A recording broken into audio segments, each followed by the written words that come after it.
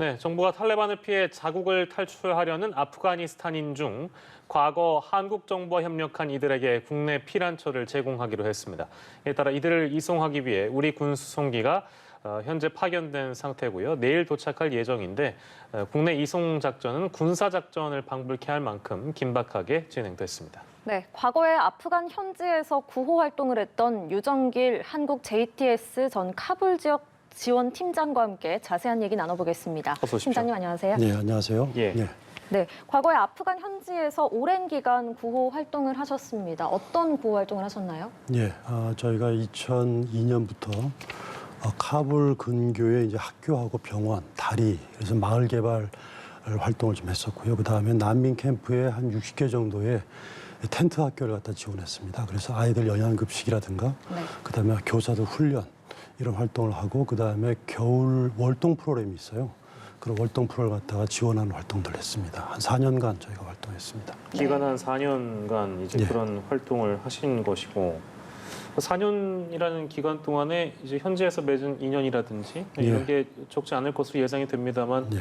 혹시 최근까지도 혹시 연락이 닿았던 그런 인맥들이 좀 있으신지요? 어떻습니까? 예, 저희가 같이 활동했던 우리 스텝 같은 경우만 하더라도 저희가 이제 아프가 마을에서 같이 이제 지내면서 활동을 좀 했는데 지금 이제 한동안 연락을 하다가 좀 끊어졌었어요. 그러다가 최근 들어서 이제 SNS를 통해서 가까스로 연락이 닿아서 네. 서로 이제 상황을 갖다 좀 주고받고 있습니다. 근데 얘기를 좀 들어보니까 이제 그 투옥됐던 IS들이 이제 나오고 그 다음에 이 마을 사람들이 이제 아마 과거 탈레반이나 탈레반의 입장에 섰던 사람들이나 이런 사람들이 막 마을을 활보하고 다니면서 공포 분위기를 조성하는 것 같아요. 그 다음에 꼭 이렇게 지금 현재가 이제 어쩌면 탈레반의 그 일종의 어떤 신전 정치 혁명 세력이지 않습니까? 네. 그러다 보니까 이런 과정에 많은 사람들이 본인이 탈레반이었다고 막 완장차고 나오면서 막 이렇게 좀 마을 사람들을 위협할 뿐 아니라 그 다음에 마을에서 예전에 이게 저 외국 NGO 활동했던 사람들을 본인들이 더 이제 충성하려고 그런 사람들 갖다 계속 밀고 하거나 뭐 이야기하거나 해가지고 상당 부분 불이익을 좀 받게 하거나 피해를 받게 해서요.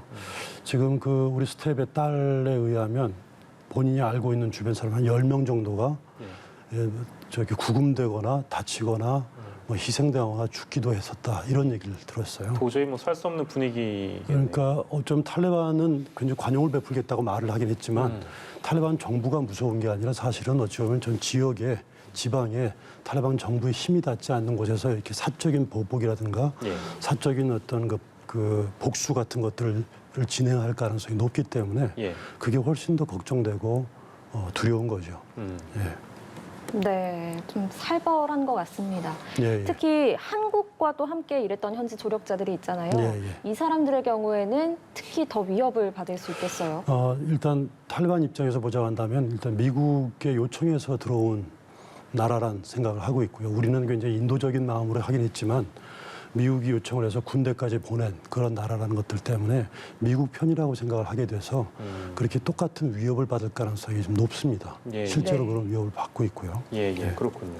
자, 근데 이제 그 우리 정부가 우리 정부에게 이제 협력했던 현지 조력자들에게 아무래도 위협도 커지고 위험을 당할 가능성들이 높다 보니까 지금 국내로 이송하기 위한 작전을 아무튼 군사 작전을 방불케 하는 대신 펼치고 있는 그런 상황인데 오늘 오전에 그 이송 대상자들이 카불 공항에 진입 중이라고 지금 현지에서 보도가 되고 있고 인천국제공항에는 일단 내일 도착할 것으로 전망이 되고 있는데 인원 자체는 지금 명단에 오른 게 한 380여 명이고 그러니까 이분들이 그동안 그 우리 정부 쪽이나 이제 한국 정부 쪽 일을 꾸준하게 해왔던 분들로 그렇죠. 이제 우리가 이해를 하면 될 것 같고 근데 이게 보통 이 주제와 관련해서 얘기할 때 뭐 난민 얘기 많이 하지 않습니까? 근데 외교부 설명을 들어보니까 난민이 아니라 이제 특별 공로자 신분으로 입국을 하는 거라서 이게 어떤 차이가 있는지도 궁금하고 일단 이런 조치에 대해서 우리 외교부 조치에 대해서 팀장께서 어떻게 평가하시는지 좀 듣고 싶네요. 어떻게 평가하십니까? 실제로 이분들이 이제 한국 대사관뿐만 아니라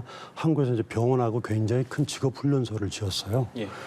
아주 좀 특히 직업 훈련소라든가 카불 공대 지원하고 하는 것들은 굉장히 지원을 잘했습니다. 한국 정부나 코이카가 거기에 이제 굉장히 많은 사람들이 일하고 있었기 때문에 제가 볼 때 아마 그분들 중심으로 아마 구조를 한 것 같아요. 실제로 굉장히 많은 기여를 했습니다. 예. 기여를 물론 이것은 아프간 자기들 스스로를 돕는 일이긴 하지만 예. 굉장히 한국 사람들을 지원을 많이 했고요. 그래서 공로자라고 하는 것들도 전 맞다고 생각합니다만 아마 또 난민이란 말이 굉장히 한국 내에서 예. 논란이 될 가능성이 있고 하기 때문에 예. 이런 공로의 측면들이 있다라고 하는 것들을 좀 환기시키기 위해서 뭐 그렇게 쓰고 있는 게 아닐까 생각이 좀 듭니다. 큰 차이는 없다고 생각하시는 겁니다. 이 차이는 좀 있을 거라고 보여지긴 합니다만 예, 예. 어쨌든 굉장히 크게 공로를 한 분들입니다. 그렇군요. 특별 공로자라는 지위를 부여해서 이제 국내로 입국하게 되는 것이고 말씀드린 것처럼 이제 도착은 내일 도착할 것으로 예, 예상이 되고 있는 거라서 일단 지금 작전 중에 있는 상황이니까 어떻게 될지는 좀 지켜봐야 되는 그런 상황입니다. 네. 근데 427명. 근데 당초 이 숫자가 좀 줄어드는 것인지 어떤 사정인지 모르겠습니다만 당초 보도는 427명인데 지금 제가 앞서 설명드린 건 380여 명이고 외교부 설명도 그렇습니다. 최종적으로 이송되는 인원 자체가 좀 차이가 있는 것 같아서 이건 어떤 이유가 있었다고 봐야 될까요? 저는 그 차이가 있는 50명은 아마 피가 말랐을 거라고 생각합니다. 저는 지금 여기에 포함되어 있지 않은 과거 NGO 활동한 사람들, 오히려 이런 사람들은 마을에 훨씬 더 오랫동안 이 한국 NGO하고 활동했다는 것들이 각인돼 있기 때문에 더 위협이 좀 많이 있는 편인데 이분들은 좀 빠져 있는 상태고요. 근데 이 427명하고 380명 사이에 약 한 50명가량은 지금 실제로 공항에 접근하기가 정말 어렵습니다. 카불 공항 말씀하시죠? 거의 그러니까 한국 정부도 공항에서 비행기를 갖다가 탈출시키는 것들도 굉장히 큰 작전이었었고 저는 굉장히 수고했다고 격려하고 싶어요. 근데 이 아프가니스탄 개개인들도 공항 자체에 접근하는 것은 어쩜 상당 부분 아마 목숨을 내놓지 않으면 안 될 거라고 보여지고 이 50명은 어쩌면 상당 부분 접근하지 못했거나 오다가 사살됐거나 아니면 뭐 그랬을 가능성이 좀 크지 않을까 그렇게 추측을 해보고 정말 가슴이 아프고 그렇습니다. 네. 그러면 남은 분들을 안전하게 이송을 하기 위해서는 어떻게 해야 할까요? 글쎄요, 제가 뭐 행정이나 군사 쪽은 잘 모르기 때문에 여러 가지 방식이 있으리라고 보여집니다. 지금 단기적으로는 어쨌든 저렇게 항공을 통해서 그리고 또 이제 아프가니스탄이 내륙 국가이기 때문에 그 인근 국가로 이제 도피하도록 하는 방법도 있는데 이 방법들을 어떻게 구사할 수 있을지 상당히 좀 어려운 일이라고 생각합니다. 근데 어쨌든 그들이 좀 지금 현재 위협 속에 있고 이제 하루하루가 지금 거의 긴장 속에 있는 사람들이라서 지금 좀 다양한 방법들을 좀 정치적으로라든가 군사적으로 좀 취할 필요가 있지 않을까 생각하고 있습니다. 유사한 맥락 속 얘기일 수도 있겠습니다만 저희가 이제 요 보도 그 팀장님 모시기 전에 단신으로 잠깐 소개해드렸는데 그 탈레반 쪽 대변인이 이런 언급을 했습니다. 아프간인이 아프간을 탈출하는 게 불쾌하다. 그렇죠. 이제 이런 표현을 했단 말이에요. 그래서 불쾌하겠죠. 방금 말씀하신 그 애초에 언급이 됐던 인원과 차이 나는 그 한 50명 정도의 인원들은 아마도 탈레반이 주시하고 있는 인물일 수도 있고 그렇기 때문에 공항에 접근이 어렵다. 이제 그런 맥락 속에서 이런 인원 차이가 발생했다. 이렇게 이해하면 되겠습니다. 그렇죠. 근데 아마 탈레반 정부로 볼 땐 그렇게 생각할 수도 있을 거라고 보여집니다. 근데 실제로 개인들로 보자고 한다면 젊은 청년들 같은 경우는 지금 탈레반에서 군사가 모자르기 때문에 20대나 30대 아마 탈레반 군인으로 징집될 가능성이 높습니다. 젊은 지금 제가 이제 우리 SNS로 통화하면서 그 20대 그 아들이 굉장히 그것 때문에 불안해하고 있어요. 본인 그 탈레반으로 징집되게 되면 결국 본인이 다른 사람을 갖다가 고문하고 고통을 가할 사람이 될 텐데 징집에 자기가 거부하게 되면 결국 본인도 죽음을 당할 가능성이 있기 때문에 이걸 좀 어떻게 해야 될지 모르겠다라고 하는 불안감을 갖고 있어서 어쩜 저렇게 탈출할 수밖에 없는 사람들의 마음은 정말 갑갑하고 두려운 거죠. 참 쉽지 않은 상황이라는 게 생각이 들고 그 아까 50명 정도 그 제외한 이제 오실 분들 있잖아요. 380여 명. 혹시 저희 들어올 분들 중에는 아마 팀장님과의 어떤 인연이 있으신 분들도 있을까요? 어떻게 보세요? 제가 정말 같이 활동했던 우리 스텝을 지금 구해보려고 좀 백방으로 노력을 했습니다만 이번에 네. 명단에 들어와 있지는 않습니다. NGO 활동가였었고요. 아마 네. 10여 년 전에 활동했기 때문에 아마 리스트에 들어있지는 않는 것 같은데 네네. 오히려 NGO 활동가들이 훨씬 더 마을들하고 밀착돼 있기 때문에 네. 오히려 도시에 사는 사람보다 더 약간 또 위협을 받고 있다라고 하는 것들을 좀 잊지 말아주시면 좋겠습니다. 네. 오랫동안. 예.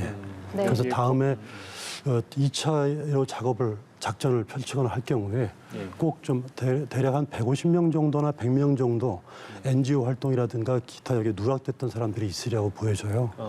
그런 분들이 좀 꼭 포함됐으면 좋겠습니다. 정부기구와 같이 활동했던 이 인원 말고도 예. 비정부기구로서 그렇죠. 함께 이제 조력하고 활동했던 그렇죠. 초기에는 이런 NGO 활동가들이 훨씬 더 많은 활동을 했습니다. 그렇겠죠. 예, 예. 아무래도. 더욱 또 많은 마을과 깊이 오지로 들어가서 활동을 좀 했기 때문에 네. 네.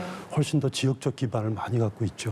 위험도 많이 노출돼 있었고요. 예. 네, 난민 관련 시민단체에서는 추가로 피난 조력이 필요한 인원이 있는지 추가 조사할 필요가 있다. 이렇게 또 입장을 밝히기도 했는데 아마 팀장님께서도 이런 주장에 깊이 네, 공감하실 그렇습니다. 것 같습니다. 그 앞서 말씀해 주셨지만 그 난민에 대한 우리나라 국민들의 부정적 정서가 사실 상당합니다. 그 2018년 예멘 사건 때처럼 예멘 사태처럼 지금도 이 아프간 난민을 데려오는 것에 대해서 굉장히 논쟁이 또 불붙은 모양새인데요. 정부는 이 380여 명에 대해서 난민이 아닌 특별공로자라고 이렇게 표현을 했지만 난민 수용을 반대한다는 국민 청원도 지금 올라온 상태고요. 이런 여론에 대해서는 어떻게 보십니까? 제가 같이 지냈던 이제 아프가니스탄 사람들은 굉장히 순박하고 품위 있고 손님들한테 굉장히 극진한 분들입니다. 대다수의 이슬람 사람들이 대다수의 불교인이나 기독교인들처럼 과격하지 않습니다. 그렇게처럼 다 선하고 좋은 사람들이거든요. 근데 이제 이런 과격 이슬람의 피해를 받고 이 목숨의 사선을 넘어온 사람들이거든요. 우리가 이제 이렇게 피해를 받고 있는 사람들 갖다가 마치 그냥 과격분자와 동일하게 취급하는 것은 제가 볼 때 굉장히 억울한 일이고 잘못된 일이라고 생각합니다. 우리 한국이 이제 그동안 GNP, GDP 12국가라고 얘기했지 않습니까? 이 말은 뭐냐면 전 세계적인 문제에 대해서 10번째 책임이 있다는 거잖아요. 그렇게 보자고 한다면 우리가 과거의 개발도상국처럼 이렇게 소수자가 아니라 이 세계적인 이런 여러 문제에 대해서 우리가 책임을 져야 되는데 이 책임을 진다는 것은 좀 불편한 일이고 어려운 일입니다, 사실은요. 전 그런 측면에서 난민 문제 같은 경우는 우리가 반도에 있었기 때문에 외부 나라 사람들이 들어올 경우가 많지 않아서 익숙하지 않은 것들은 이해가 됩니다만 이런 난민 문제에 대해서는 우리도 그 국제사회에 있어서 책임 있는 그런 자세를 가져야 되고 그러려 한다면 우리가 이런 약간 불편을 감내하고 또 약간 어려움을 좀 감내하는 자세가 이른바 선진국의 어떤 그런 국민으로서의 자세가 아닐까 생각합니다. 그래서 열린 마음으로 우리가 좀 맞이할 필요가 있다 이런 말씀을 드리고 싶어요. 이런 이제 논쟁들은 이번뿐만이 아니라 뭐 여러 사례들이 있었기 때문에 저희가 다루고 있습니다만 사실 이번의 경우에는 난민이라는 표현보다는 아무래도 우리 정부를 도왔던 분들이기 때문에 좀 다른 시각으로 봐야 되는 거 아니냐 이제 이런 목소리도 분명히 있는 것 같거든요. 맞습니다.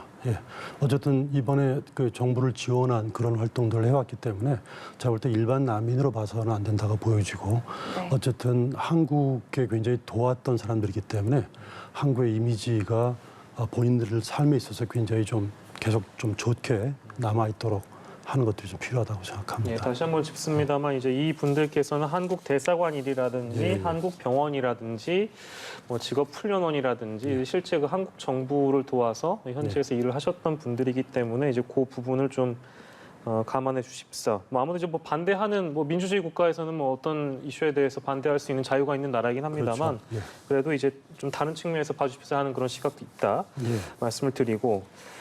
자, 이제 아프간인들이 들어오게 되면 사실 국내에서 정착하는 것도 이건 어쨌든 문화가 좀 다른 국가에서 살았다 보니까 이제 한국에 와서 살아간다는 거는 또 다른 문제가 될 수 있기 때문에 어떤 지원이 또 필요할까 이런 생각이 들기도 합니다만 어떻습니까? 한국이 이제 전 세계적으로 이제 이렇게 열려 있는 국가이기 때문에 굉장히 많은 나라 사람들이 들어오는 것들은 제가 볼 때 앞으로 가면 갈수록 자연스러운 일이 될 가능성이 높고 또 통일된 이후에는 지금도 탈북자들도 이제 오고 있습니다만 우리가 이런 다양성을 수용할 만한 그런 마음들이 좀 필요하다고 보여지거든요.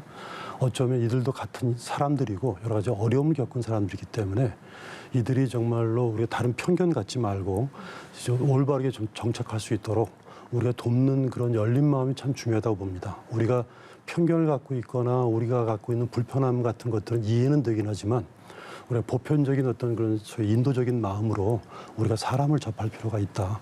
저는 그 마음이 가장 중요하게 좀 우리가 갖춰야 될 마음이 아닐까 생각합니다. 네.